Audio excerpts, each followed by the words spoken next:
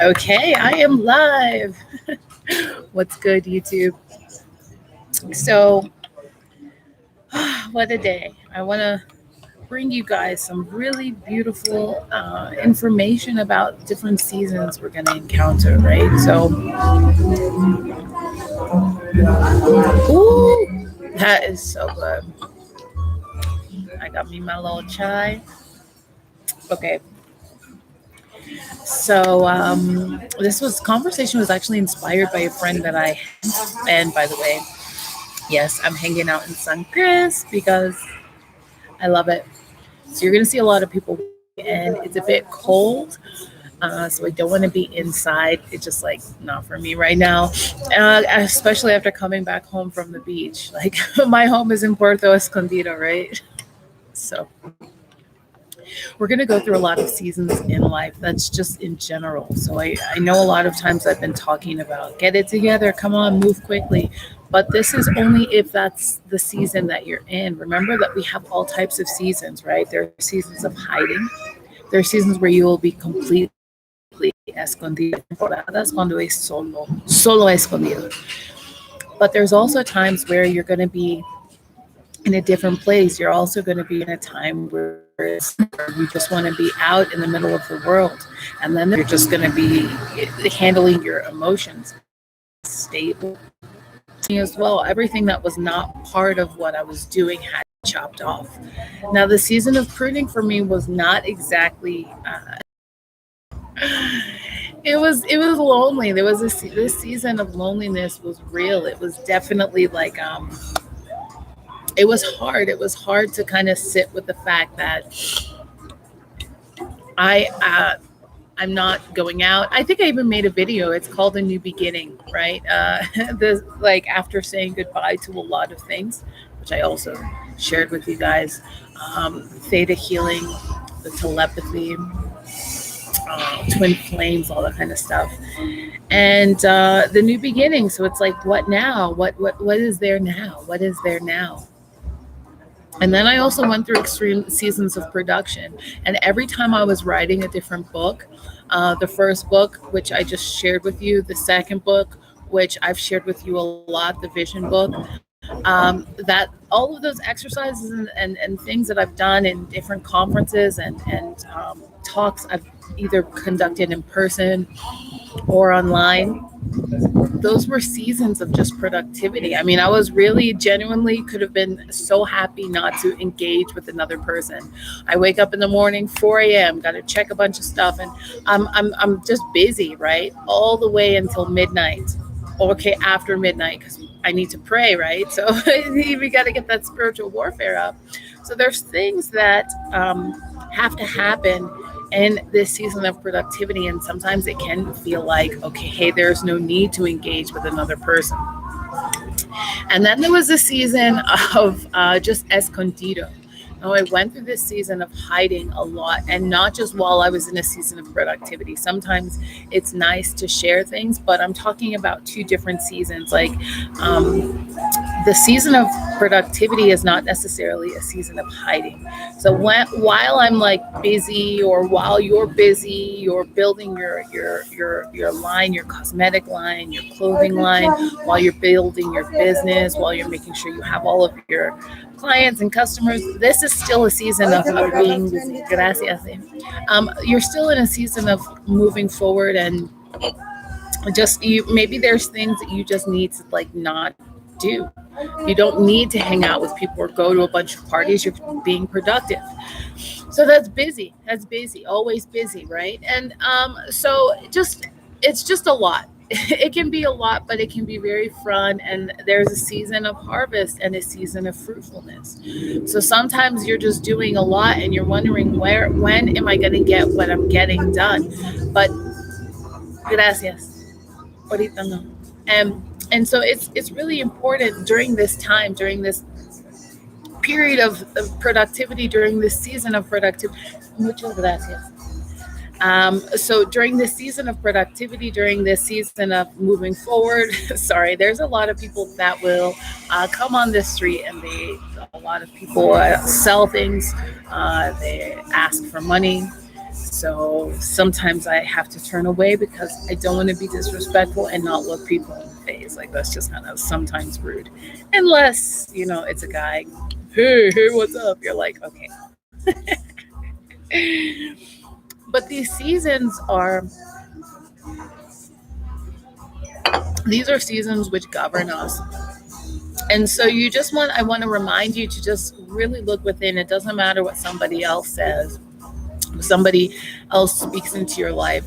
When it is your time, when it is a second bloom, whenever you're going through these different periods, sometimes there's just a period of waiting. There's a season of waiting. Sometimes there's a season of just listening.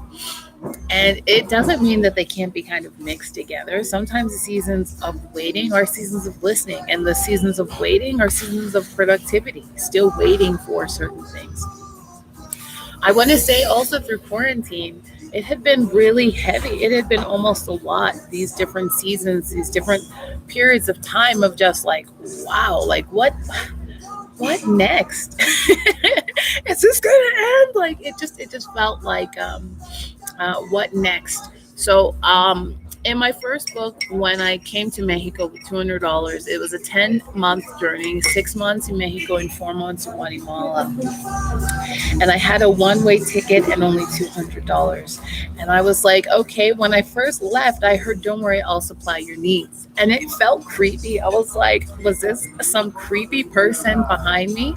I cried in the bathroom. Like literally, I was just like, snot coming out of my nose, everything. I didn't tell anyone.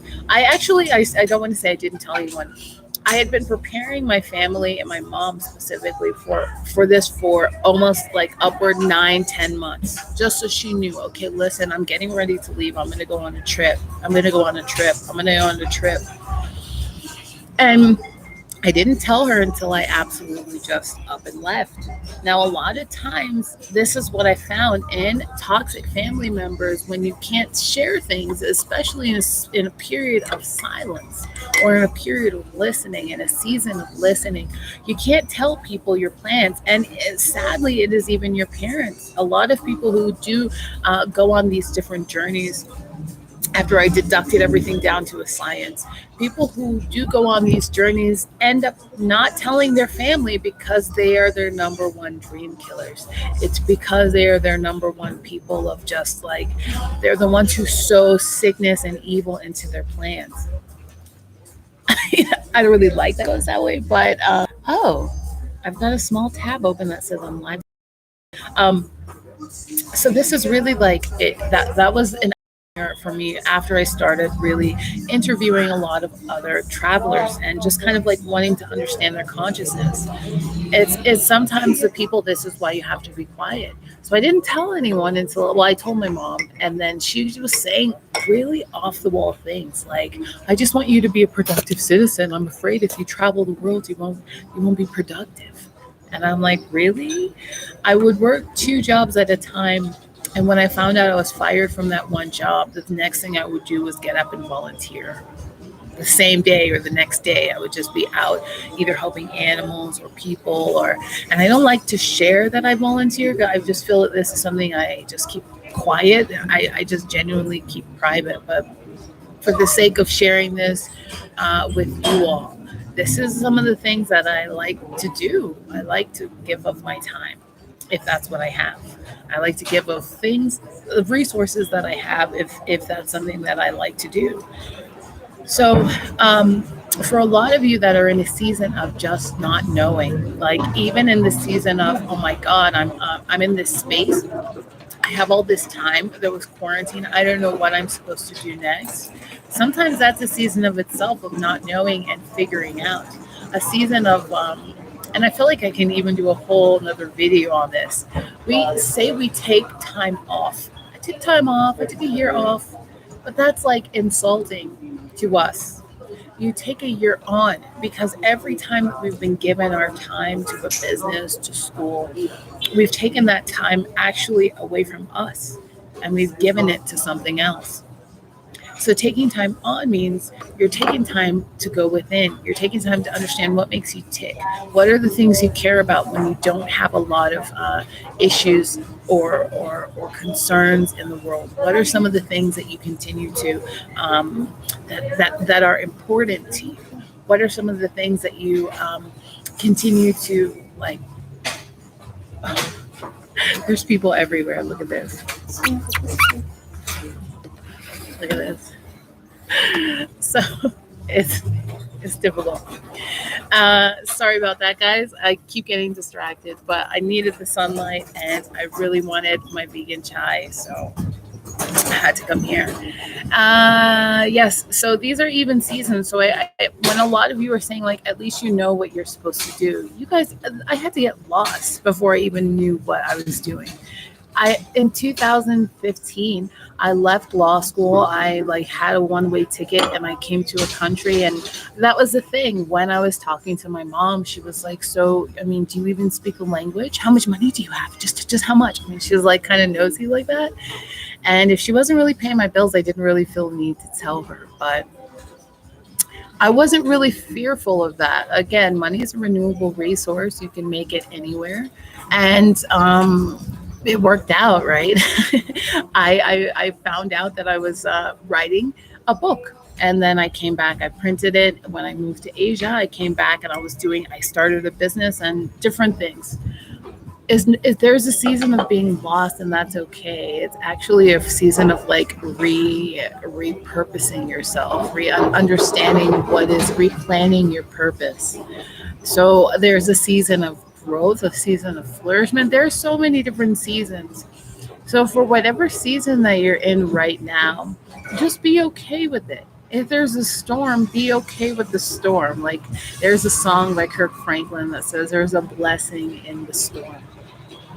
So whatever season you're in, just appreciate it, because as we all know, and as I learned in Buddhism, uh, there's a law of impermanence. Nothing lasts forever. Really, it's uncomfortable, even in a season of grieving, my season of pain. So it's not like, Marinike, who are you? You don't know what I'm going through. Breakups, sexual violence, or there's different pains, different aspects of grieving. I can't say I've been through it all, but I've been through a lot. So I can honestly share with you all that nothing lasts forever.